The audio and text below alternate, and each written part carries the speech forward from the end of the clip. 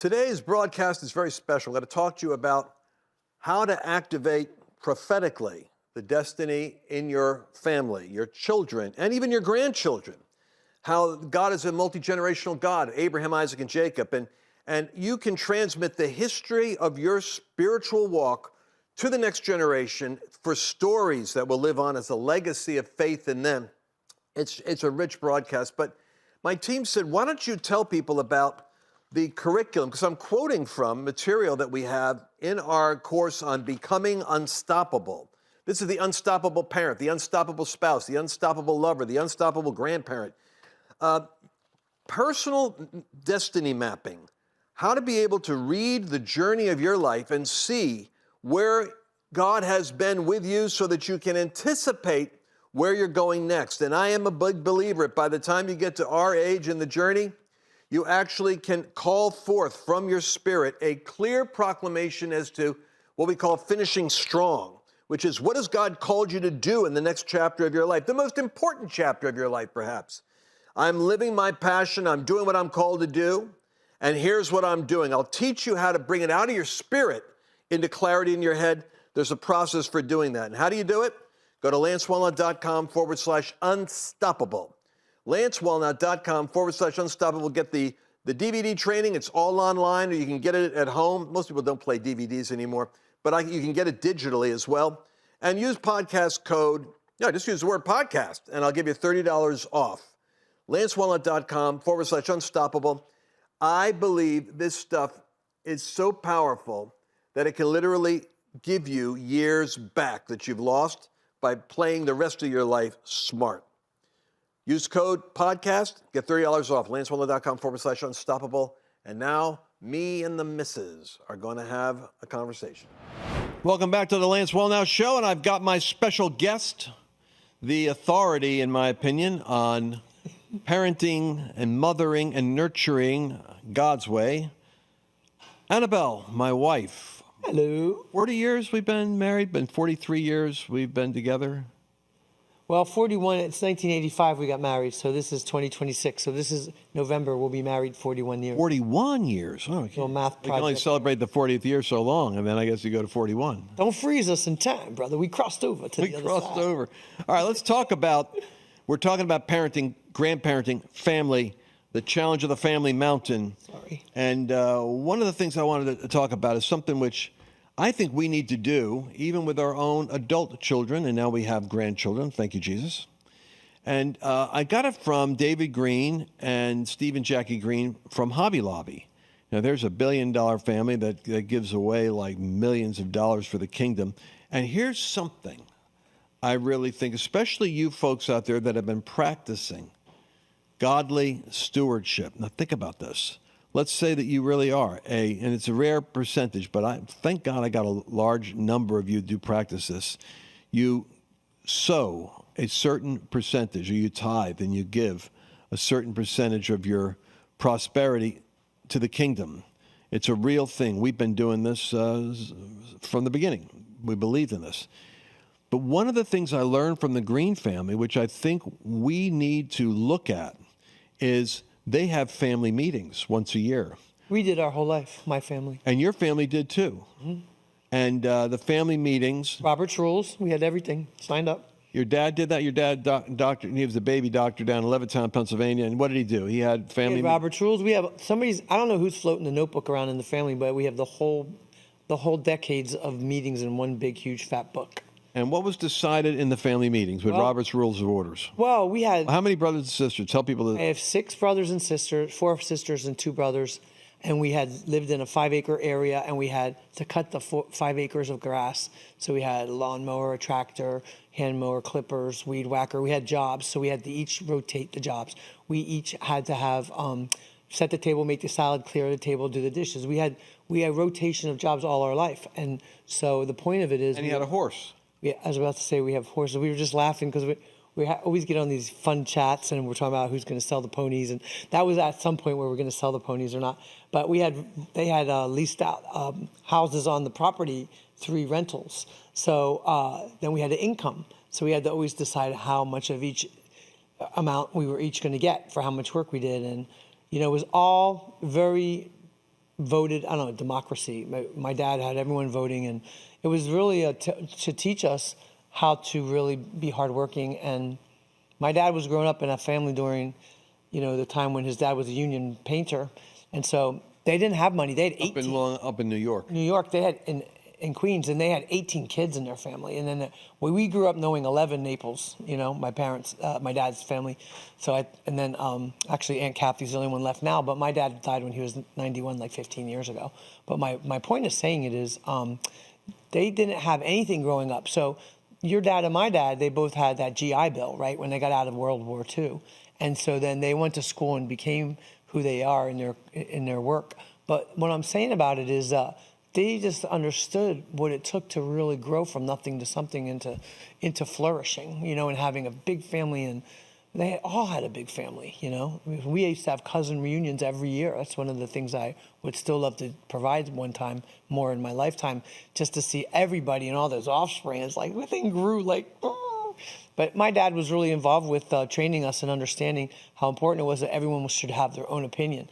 And he didn't judge everyone. He sent Michelle to Princeton so she could become a Marxist, economist, and she was involved with that thinking all the way back when when she was going to school, and I guess I was 16 and she was 20. She's 4 years older than me. I didn't understand what they were talking about. As I was learning what they were talking about, I was like, really? You're a capitalist and you're a communist? And, and everyone's talking about everything. I was like, wow, and you all get along pretty good, but you don't agree on anything. Wow, it's pretty unusual. So the whole table was like that. But anyway, I don't even really know what your question. Well, but the fact is that the family had differences, but they functioned with a social contract, and they all loved each other. Right. Which is kind of it's unique story. It is unique.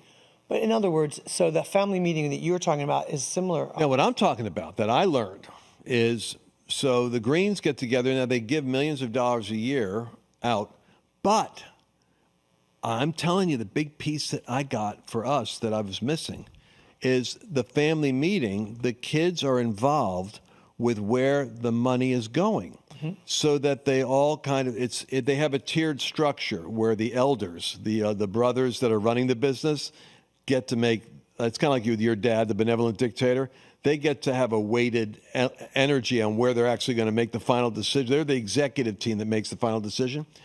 But all the grandkids and the children have been trained to come to the meeting with a cause or a project or something that they think is worth the family considering investing in. Wow. Meaning the whole family has a culture of, this is what we do with wealth. We invest it in kingdom enterprises. And how about this over here? And how about this? And they all present causes that they feel the family should consider. I like it. We should.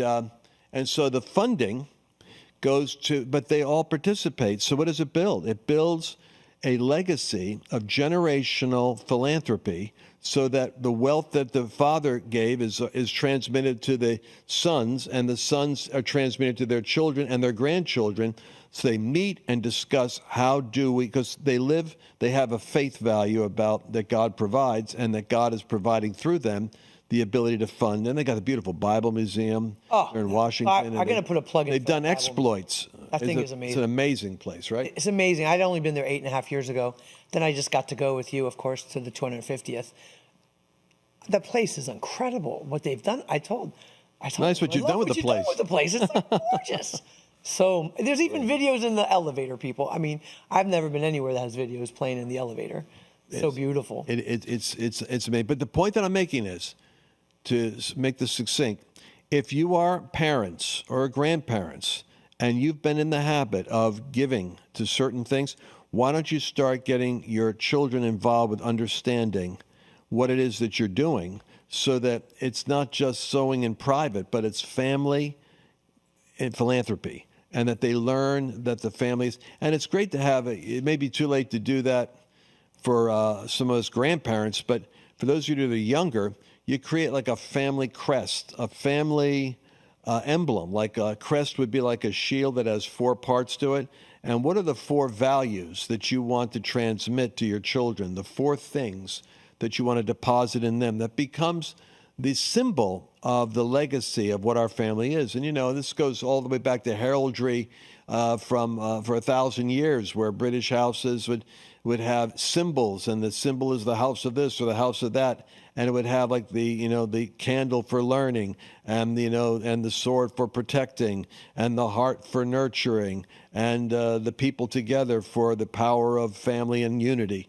Those 4 elements are what makes up our tribe, our what we want to transmit to you, that we want you to transmit to your children. You have to put music in ours. Yeah, we put music notes in there. It's true, because we all... We have prayer in ours, music in ours. All right. We got to make a couple. We should just do some versions of it, have a family night of art. I think we should. Make everybody we give them the paper. And you create these family traditions. Like I said in the last episode, on a birthday, one person, everybody in that table talks about one aspect of what they appreciate about that individual. The family unit then becomes the healthiest center of retreat, and the collapsing of institutions, the way in which the people of God have always survived, is the intact worship community. That's your fellowship, and the intact family. And those 2 alone can endure and survive even when institutions are going off. This element preserves itself from generation to generation. Well, we do that same idea of the affirmation bombard at, Furnishing Families for each birthday, because we have our staff meeting. That's your ministry, Furnishing Families. Furnishing Families, Texas. We have a staff meeting every Wednesday. So then we go around the room and we tell each, when it's their birthday, everything we love about them, but we make them look them in the eye. And people are just not used to that. So I'm just saying it because it's still great without that. But if they have eye contact, it's a different impartation when I'm looking you right in the eye. So that's the next level. That is next level. And I can't believe I only got 2 minutes left in this section. What we're talking about is Proverbs 22, verse 6. Training up a child in the way he should go, and when he is old, he will not depart from it. The Hebrew for train up carries the sense of dedicating and shaping according to the child's design. And that comes into parenting by design. And that's a whole different, really cool subject, which we did with our kids, which means there's only 4 basic temperaments. People can have all kinds of elegant instruments and profiles from Enneagram to Myers-Briggs, but if you want to break it down to its utter simplicity, there's these 4 basic styles of personality. And once you understand the bent of your child, you can start to structure the way in which you shape them based on the language that they speak. Right. And that's, I have one son who would be more like the dominant. The D personality is more direct, challenging, wants to be in charge, task focus, a little bit more, a different kind of an energy. And I told Annabelle, who couldn't get my son Carl to get dressed to go to church. This is my classic story on parenting by style. I couldn't get him to dress on time. Couldn't get him to dress on time. He wanted to choose the outfit. Because he always wanted to pick. He didn't like what I chose. He didn't like what you chose. So I told Annabelle, I'll take over the parenting here. I was going to preach that Sunday, so you were bringing him to church. I was bringing him to church, and she was preaching. And what he had was he had one suit his mom laid down, another suit, so he had a choice.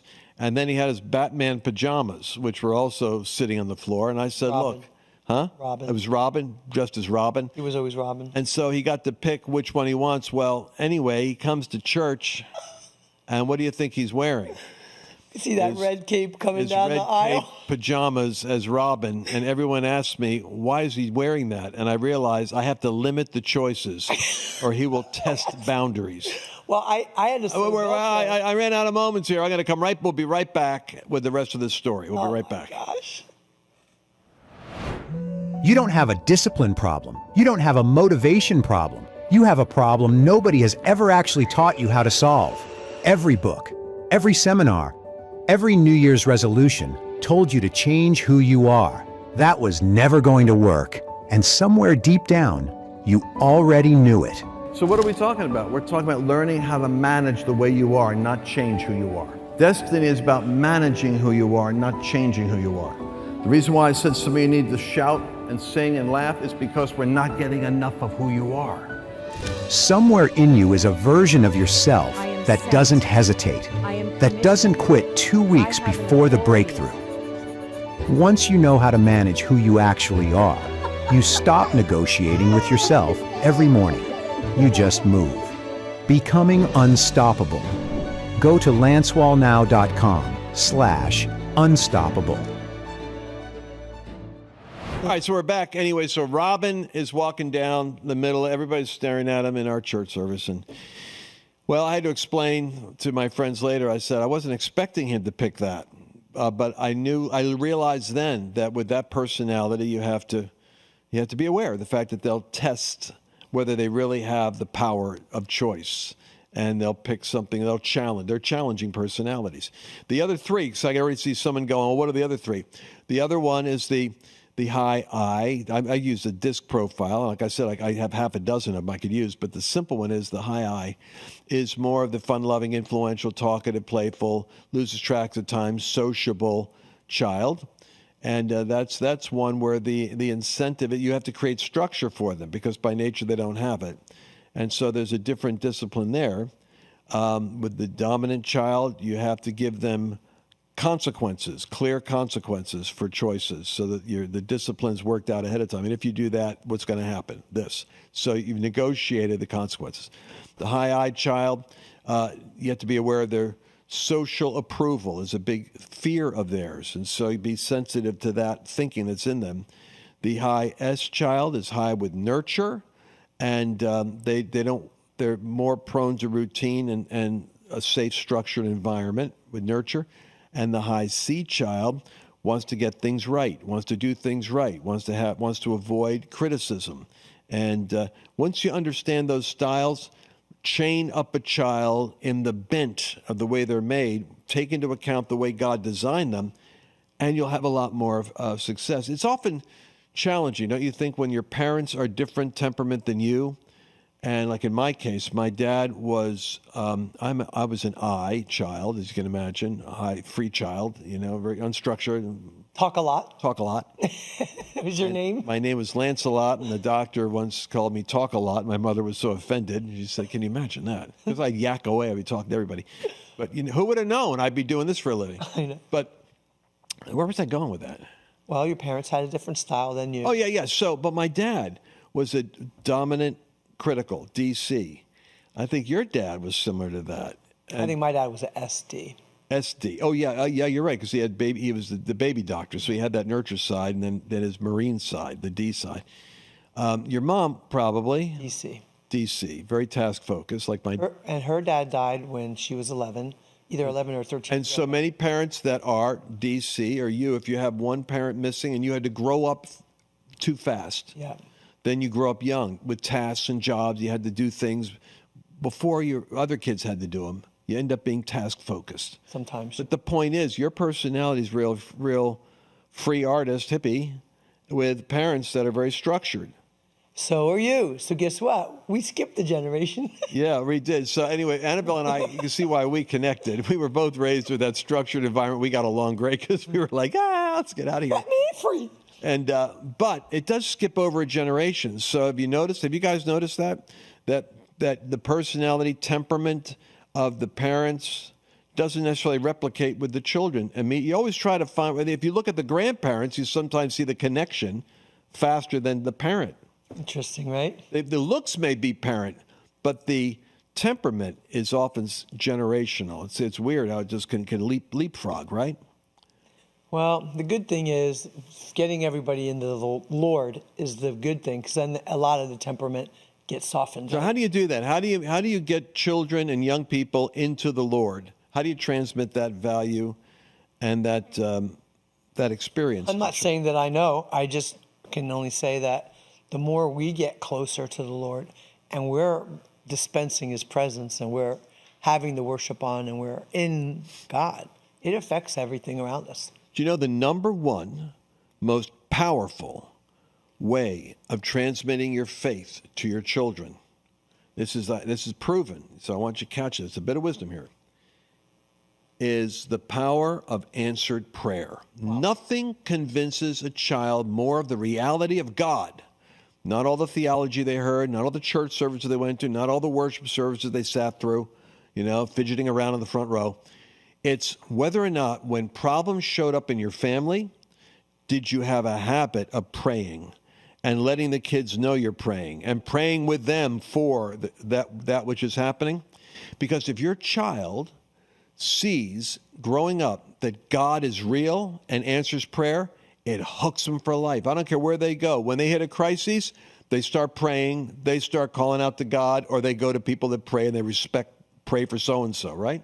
Well, and what happens is in the family, people who never talk about their faith, because you don't even really know if they even think about God and you don't always get to evangelize them, they might start to text you and ask you to pray for them. And it's happened here. And my niece has reached out for me to pray for her. And I'm not saying that I know anything about her religious beliefs. All I do know is that she's telling me that she knows she can feel the support of the prayer and God's touching. Because I just had a baby. And then, the baby doesn't sleep. And they're rocket scientists. They're not used to being up all night. So right. And all of a sudden, there's an impact. So God shows up. You love the fact that you love to pray for people, and you love it when people can feel the love and the impact of prayer. Well, because it's a real tangible thing. I got 3 requests today by text to pray for things. And one person I hardly ever see, Sharon Washington out there in California. She said she wants me to pray because she knows I will. I won't just say I will. And so yeah, that's right. The thing about it is, in her case, I prayed right away. I sent a prayer, but I've been praying, carrying it in prayer all day. And that's beautiful. I love that. I love that more than a lot of things, Incidentally, this kind of goes along with the dedication idea. Hannah, in the Bible, dedicated Samuel to the Lord. And dedicating a child to God's purposes, even before you fully understand them, is also part of the culture of transmitting faith. Mm-hmm. Praying for your children, praying for them when they go to bed at night, and praying for them. Yeah. And singing, and we would sing, and they'd have songs when they went to bed at night, right? So they have worship songs, like Lance would, we would be playing Ron Canoli. Oh. Was it Ron Canoli's, going up to the high places? Lance would complain. We play that when you go upstairs. I don't want to go up to the high. I don't want to go to the high places. He wanted to stay up. Going up to the high but we would sing, but you create the environment. Right. Of faith is what I'm saying, where singing is real. And like I said, the affirmation, the prophetic blessing that you bring to your children regarding speaking strength into them and who they are. And then this idea of dedicating your children to the Lord and your grandchildren to the Lord. Because like I said, Timothy, in the first broadcast we did, where Paul says, hey, this faith, Timothy, was in your grandmother first, transmitted to your mother, transmitted to you. I met you, and I could see 3 generations of faith.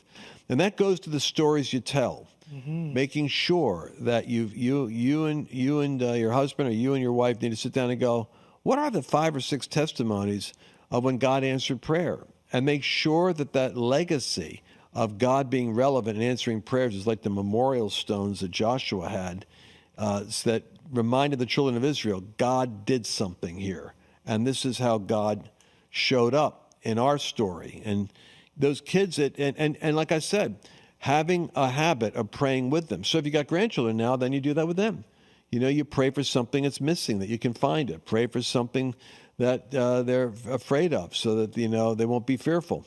Those things are really spiritual realities, aren't they? It was funny when Joy was little and she was having a problem with something in the closet she couldn't see, but she didn't mind the sound of this animal purring in the wall of the house. We had this varmint that was living there at night, and we couldn't get it out for quite a few weeks. It took a long time till we got the right person to get that varmint out of the wall. I think we had raccoons. It was loud, breathing, and like she heard the animal, and it didn't bother her at all. Bother her at all. But what bothered her was his shadow in the closet. She didn't. I was in the closet. I don't see anything, Joy. But anyway, But that's how come we had to start to pray. One of the babysitters told her to spray water, and that would be the Holy Ghost. And I was thinking, that's kind of I don't like that exactly. So let's just bind fear, and then let's just ask God's presence to come. And so, she was little. What was she when she took over your office? 4. Yeah, and listen, 4 or 5. And you can go into their rooms too and pray over their beds, pray over their pillows, put prayer claws in. You know, you and your wife and your intercessors pray over a prayer cloth, and then I would do that in corporate headquarters. I'd stick prayer cloths under chairs for people I was ministering to and leading to Jesus. It may seem strange. I know this is sounding weird to you. The Apostle Paul in the Bible had these cloths taken from him, and they went transmitted to other places, and demons came out because of the anointing resident on the cloth. Don't argue with me about being wacky. This is the Bible. You love the Bible. You like the Word of God. Take the whole thing. It's all in there. Recalibration. I want to talk about that right now. Ooh. Recalibrate. I had a friend of mine, Doug Fike, who blew my mind. He said that he was going on a vacation with his son, Justin. And I said, your son's going with you on vacation? I almost have to bribe my kids in going on vacation. Oh, you do not. Well, I have to. It's they like, don't hey. like Aruba anymore because of mold. Well, it's the mold. But I mean, the point is, this kid liked to do the camping trip with his dad, even in his 20s. And I thought, that's a unique relationship. And he gave me a revelation. He said, Lance, have you recalibrated? This is worth gold. 1 minute and 20 seconds I got to tell you this. What are you talking about? He said, when your child turns around 15 or 16, you have to go from the role of being the rule keeper and enforcer for his life, homework, lifestyle, time home, car, and all that. You then have to start to shift into becoming a voice of counsel, not the voice of command.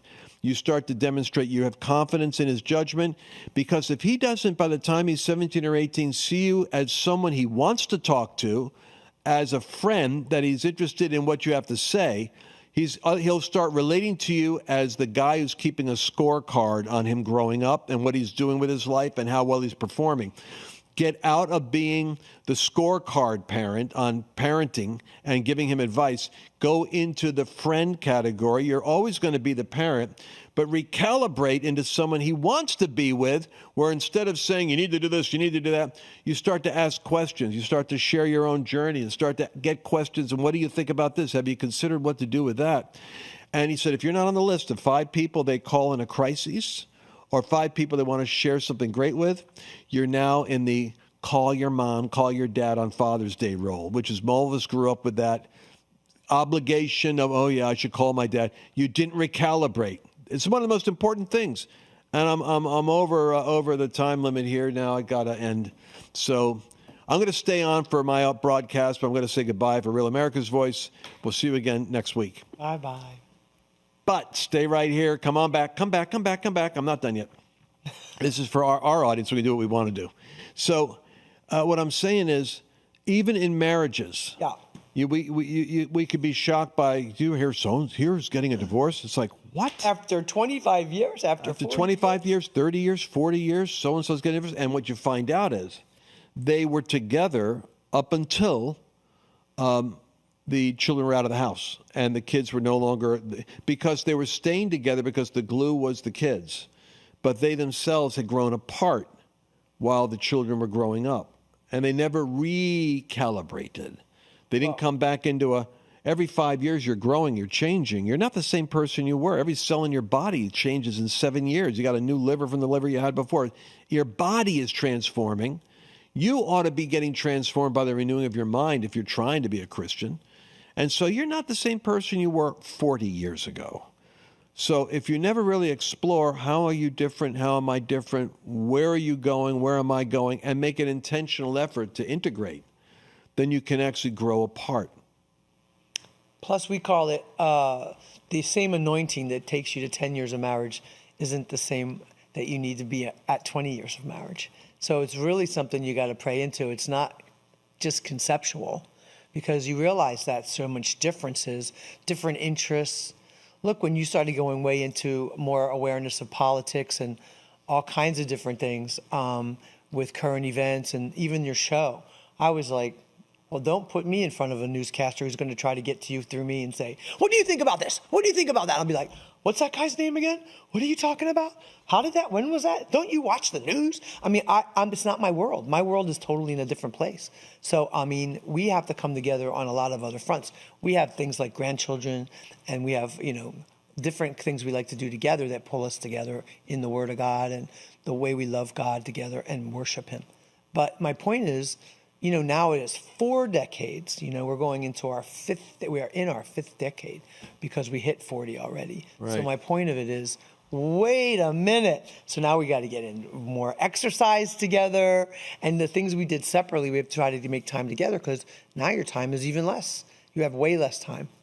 So it's an interesting conundrum. It is an interesting conundrum, but I guess the point that I'm making is that if you're not intentional about creating that recalibration with your children, with your spouse, maybe even at times an organization. I know some of the smartest business guys I know, they do a one-on-one with their key staff members to find out what their visions and goals are and dreams, because they don't just exist in your business. Right. They want to get a house. They want to have more children.